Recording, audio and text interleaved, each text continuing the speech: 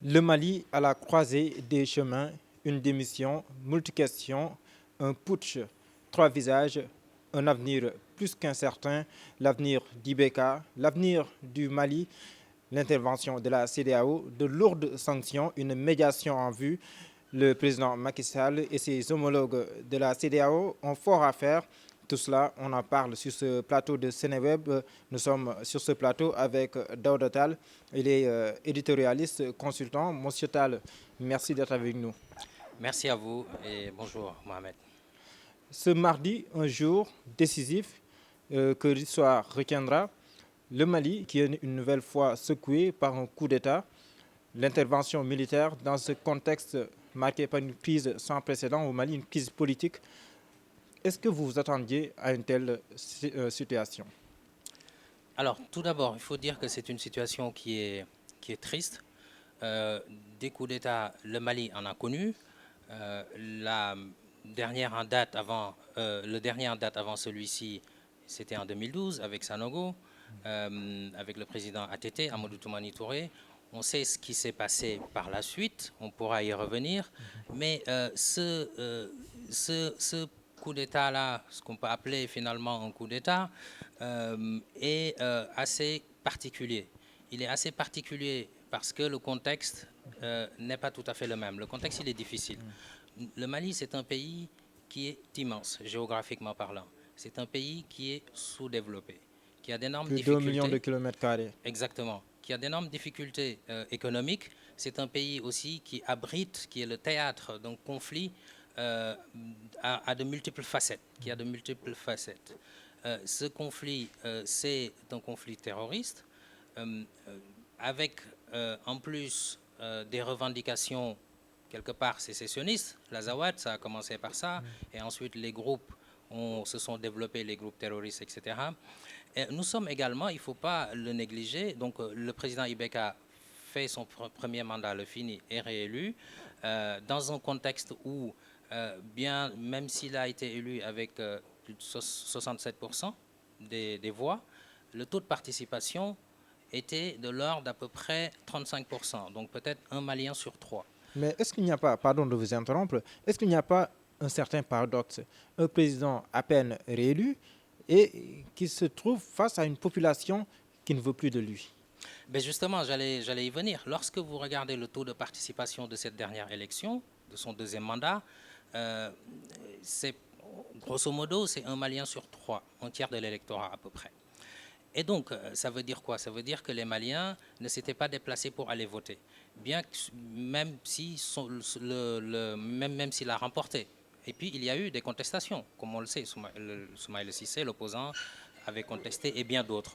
Donc, ce qui explique ce que vous dites, le fait qu'il ait été réélu et que très rapidement qu'il ait eu cette crise, ça veut bien dire qu'il y avait des problèmes bien avant. Et ces problèmes-là, je pense que ce qu'il est important de s'arrêter un petit peu très rapidement là-dessus. Alors, sur la crise de 2012-2013, je l'ai rappelé tout à l'heure, coup d'État avec ATT, dans un contexte où il y avait un mouvement au niveau de l'Azawad qui réclamait une certaine forme d'indépendance, s'estimant être lésé dans la distribution des ressources, donc au niveau des Touaregs, par l'administration, le pouvoir central de Bamako. À la suite de ça, donc les militaires ont pris le pouvoir dans ce contexte-là. Ensuite, l'armée française est intervenue parce que comment dire, parce que justement des groupes djihadistes sont arrivés, se sont mélangés dans un premier temps avec les mouvements de l'Azawad, et par la suite les ont chassés. Ensuite, il y a eu des alliances par-ci, par-là, donc tout ça a été assez complexe à gérer. Ensuite, ces groupes qui se déplaçaient vers le sud, du nord vers le sud, donc vers Bamako, à un moment donné, l'urgence était là pour intervenir. Donc la France, sous Hollande, avait fait cette intervention militaire avec Serval. Maintenant, moi je pense qu'à ce niveau-là, il y a eu peut-être un petit souci à ce niveau-là. Pourquoi? Parce que au moment où les groupes rebelles, les terroristes ont été chassés, il y a eu des crimes, des viols, des crimes culturels, etc. On l'a vu. Hein. Euh, Peut-être c'est à ce moment-là il fallait désarmer tout le monde. L'État détient à lui seul le monopole de la violence légitime. À partir de cet instant-là, c'est l'armée malienne, l'État malien, qui est seul habilité à être armés dans ce territoire. Et c'est Mais justement ce qui n'a pas du tout été fait. non, l'option qui a été prise, qu'on peut quand même comprendre sous un certain angle, parce que en général, dans la résolution des conflits, on préfère faire la démarche d'intégrer les belligérants pour trouver une solution politique. C'est le choix qui avait été fait à l'époque, c'est-à-dire de dire on ne désarme pas tout le monde, mais ensuite il y avait des plans de ce qu'on appelle les DDR, désarmement, démobilisation, réinsertion, qui avaient été prévus dans le cadre du processus de paix au Nord Mali. Donc tout le monde n'a pas été désarmé. L'État malien et à la suite de l'intervention française et la France également ont fait le choix de discuter avec l'ensemble des parties prenantes. Alors, à partir de ce moment-là, les armes circulaient encore.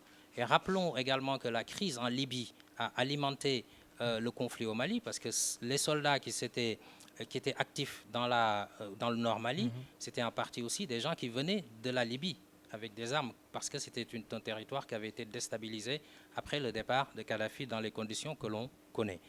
Donc à partir de cet instant-là, il y a eu un accord de paix, un processus d'accord de paix. Donc c'est l'accord de paix d'Alger en 2015 qui a été piloté surtout par l'Algérie et l'ensemble des parties prenantes. Sauf que cet accord de paix, il y a eu beaucoup de groupes qui ont simulé, qui sont venus pour négocier, peut-être espérer avoir quelque chose, et par la suite, l'application de l'accord de paix n'a jamais été vraiment possible. Une commission vérité et réconciliation a été mise sur place sans vraiment de moyens, etc. Et donc, pourquoi je fais ce rappel? Très rapidement, on aurait pu en dire plus, mais ce rappel est important pour décrire la situation qu'il y avait là, que le président Ibrahim Boubacar Keïta a trouvé sur place.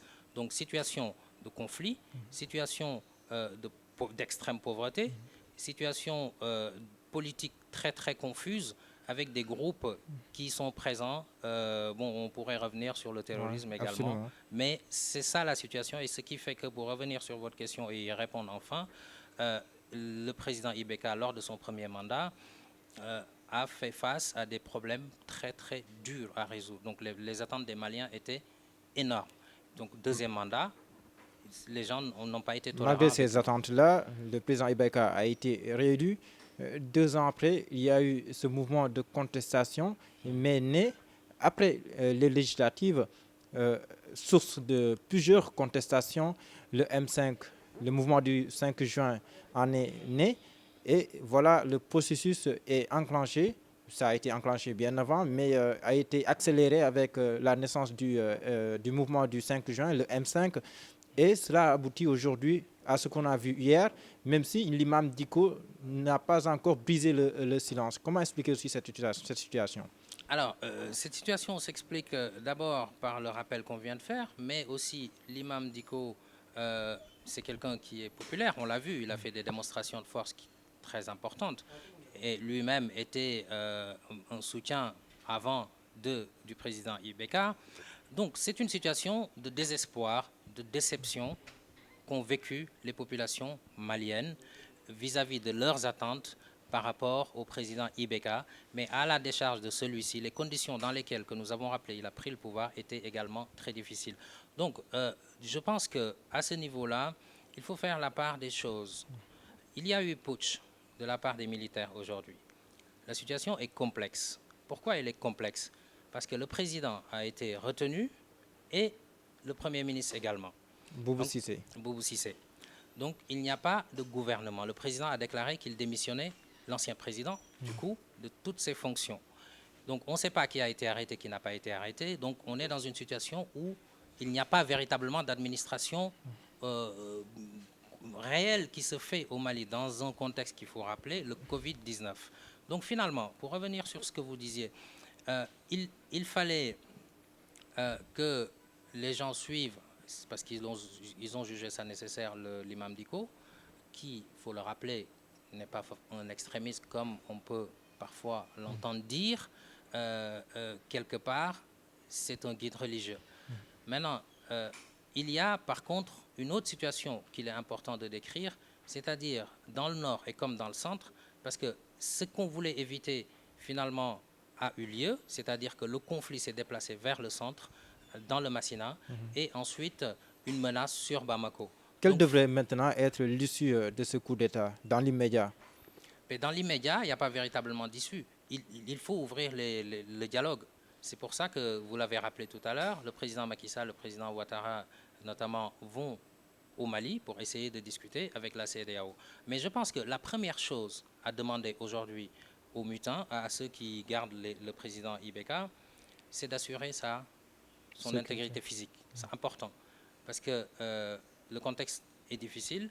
Donc d'abord, il faut assurer la sécurité du président, parce que sinon, ses partisans, il a encore des partisans dans le pays quand même. Il ne faut pas que les choses s'embrasent quelque part. Absolument. Et ensuite, il faut faire un processus de transmission du pouvoir vers les populations civiles. Justement, est-ce que le discours tenu par les mutins, notamment le porte-parole, le major-colonel Wagé, en compagnie de ses camarades, le colonel Diao et le colonel Sadio, qui semble ouvrir la porte à toutes les forces vives du Mali, qui lance un appel aussi à la société civile et aux acteurs politiques pour qu'une ouverture soit faite, pour que des concertations aussi soient nouées, pour que le Mali puisse, dans le moyen ou long terme, organiser des élections démocratiques pour que le pouvoir soit exercé par des civils. Est-ce que ce discours-là tenu vous rassure? Ce discours est rassurant en soi, mais la faisabilité, c'est là la question.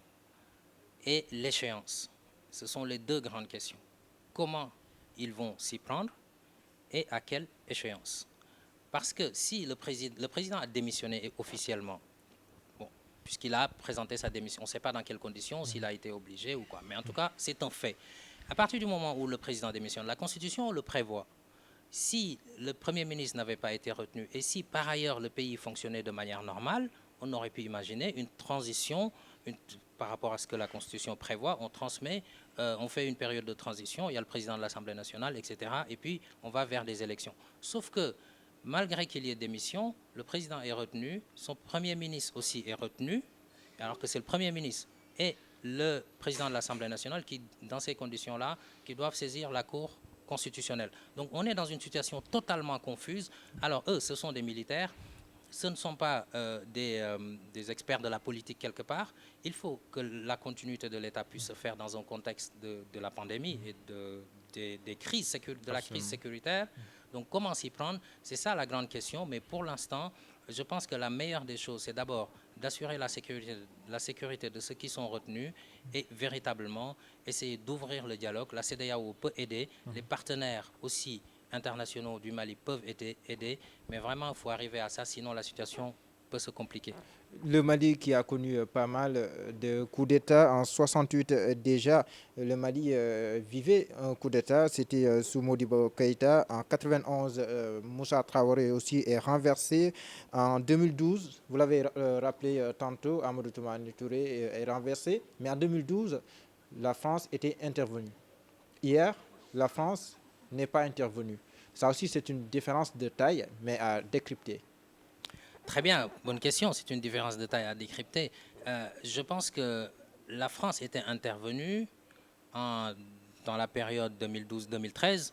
Pourquoi? Pour stopper les rebelles et les terroristes, pour pas qu'ils progressent. Mais dans le mouvement Azawad. Exactement.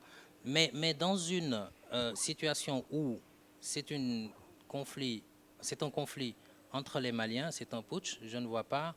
Si la France intervient, ça serait de l'ingérence. Donc la France ne peut pas intervenir dans ces conditions-là. Il y a la CEDEAO. Pour que la France puisse intervenir, il faut qu'elle ait un mandat.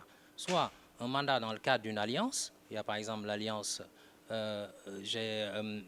pour le Mali qui aide le G5 Sahel, mais ça c'est une autre question. Ou alors que la CEDEAO essaye de négocier, il y a une force en attente également, mais là-dessus, c'est deux choses complètement différentes. La France n'était pas intervenue pour dire qu'il ne faut pas faire de coup d'État, pour exercer cette force, mais c'était pour freiner l'avancée des terroristes, alors qu'ici, on est dans deux situations différentes. Par contre, les autres missions se poursuivent. Il y a le G5 Sahel, il y a la force Barkhane qui est là, il y a l'Alliance pour le Sahel, donc le G5 Sahel le Burkina Faso, la Mauritanie, le Niger également, ils sont bien présents. Le Tchad également est dans cette force G5 et le Mali. Donc je pense que le Mali a assez de partenaires autour.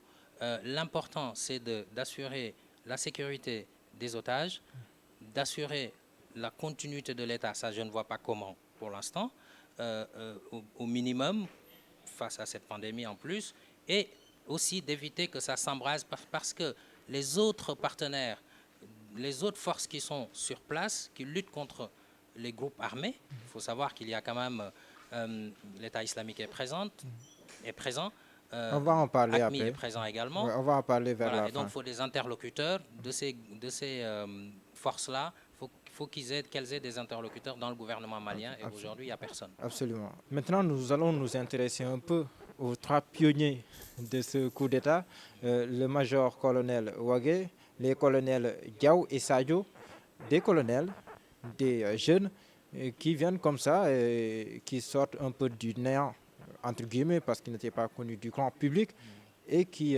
prennent leurs responsabilités et font un coup d'État. Comment on peut analyser une telle situation venant de colonels?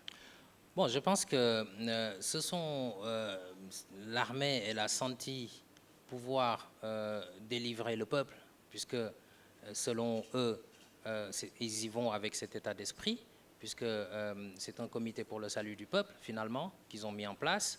Et donc, comment expliquer cette situation? C'est que les gens ont observé l'imam Diko, par exemple, ce qui s'est passé avec Soumaïla Cissé, les groupes armés, et je le disais tout à l'heure, et c'est important pour comprendre aussi pourquoi, sans leur donner cette légitimité d'intervenir, personne, je le rappelle, ces principes-là, personne n'a le droit de faire un putsch ou un coup d'État.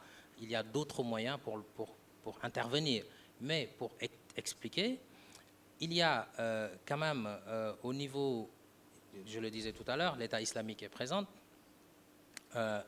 Donc il y a aussi AQMI qui est présent. Donc vous savez, l'État islamique a une forme de QG, de coalition au niveau du Mali, et pareil pour AQMI. Et je pense que il y a tous les jours, enfin, une menace qui est là sur les populations maliennes. Et donc quelque part, les populations ne se sentent pas tellement bien protégées non plus.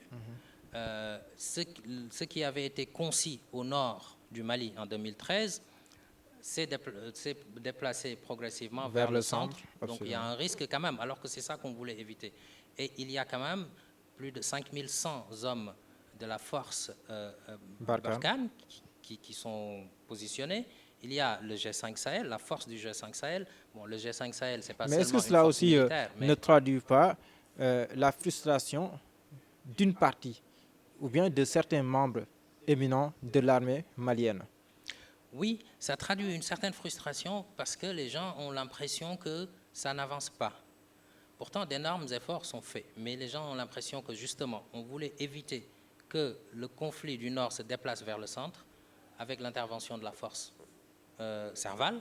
Aujourd'hui, malgré tous les moyens qui sont déployés, la menace se déplace vers le sud. On se rappelle aussi cette attaque qui avait coûté la vie à beaucoup de soldats maliens et attaque face à laquelle on a senti un certain mutisme de la part du président Ibeka. Est-ce que cela aussi n'a pas ravivé davantage cette frustration au sein de certains dignitaires de l'armée malienne?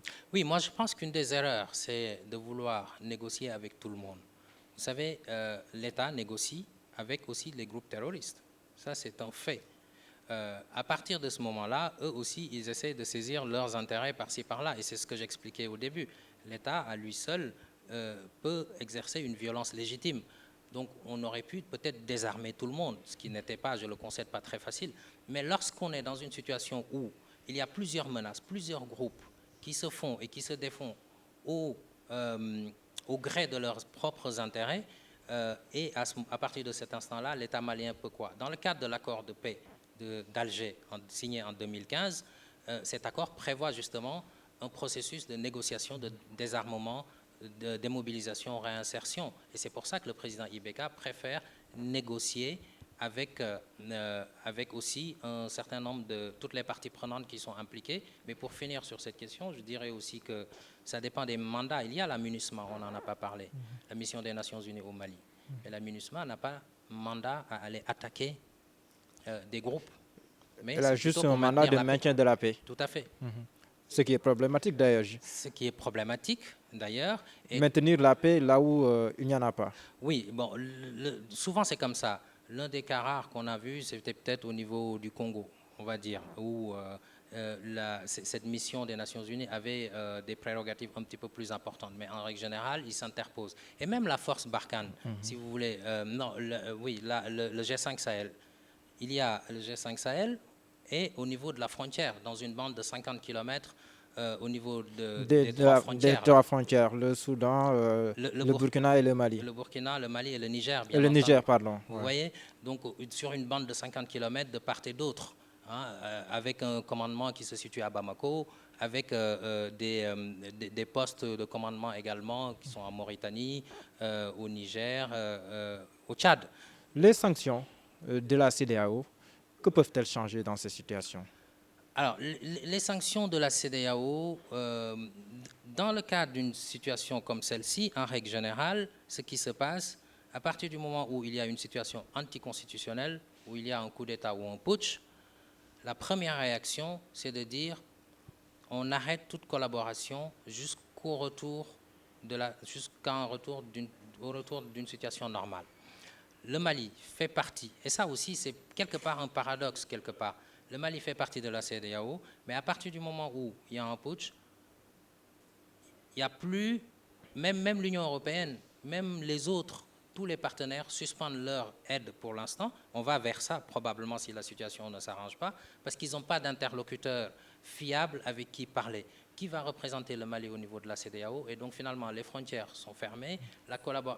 Tout ce qu'il peut y avoir, c'est des discussions. Ce qui risque d'asphyxier politiquement, économiquement, surtout économiquement, le Mali, dont beaucoup d'aspects économiques dépendent, par exemple, du Sénégal ou d'autres pays de la sous-région, en tout cas de l'extérieur. Oui, tout à fait. Le Mali dépend beaucoup de l'aide publique au développement. Rien que, par exemple, il y a des enjeux aussi d'argent, parce que je le disais tout à l'heure, le G5 Sahel, ce n'est pas seulement une force militaire. Il y a, c'est l'Alliance pour le Sahel aussi qui va se mettre en place avec les États-Unis finalement et d'autres pays européens qui va réunir, en tout cas agréger un petit peu le G5 Sahel et la force Barkhane. Et il y a aussi des projets de développement. Ce n'est pas seulement une action militaire, mais c'est aussi des projets de développement. Il y a par exemple plus de 1500 milliards qui sont en jeu dans le cadre d'un plan d'investissement prioritaire sur ces zones-là pour désenclaver, permettre l'accès aux ressources, aux populations, etc. Et donc, qui va capter cet argent? Il y a aussi ces enjeux-là. Les terroristes le comprennent, les groupes armés le comprennent, l'État aussi le comprend. Et ça complique aussi un certain nombre de choses, bien que la volonté, elle est bonne, puisque tous ces conflits, le terrorisme au Mali, ce coup d'État, finalement, ils ont un point commun. L'explication la plus importante, c'est le développement. C'est la pauvreté qui entraîne tout ça. C'est des questions d'amélioration des conditions de vie des populations. Vous avez justement lâché le mot, le terrorisme qui fait des ravages au niveau du nord Mali. Cette situation, est-ce qu'elle ne favorise pas davantage les terroristes? Oui, parce que c'est un terreau fertile pour les terroristes pour pouvoir recruter des gens qui finalement n'ont pas soit eu accès à l'éducation ou alors n'ont pas de travail, etc. On l'a vu au Nigeria avec Boko Haram. C'est auprès de ce type de population vulnérable que le Boko Haram recrutait beaucoup. Et aussi là, c'est vrai, si les populations sont désœuvrées, si on n'améliore pas leurs conditions de vie des populations, elles sont plus sujettes à des tentations pour rallier tel ou tel groupe qui leur fait des promesses dans ce sens. Donc les questions de développement sont intimement liées aux questions sécuritaires et on ne pourra jamais les séparer en Afrique. En tout cas, c'est un plaisir pour nous de vous recevoir. Votre mot de la fin? Merci à vous et merci à tous ceux qui nous regardent.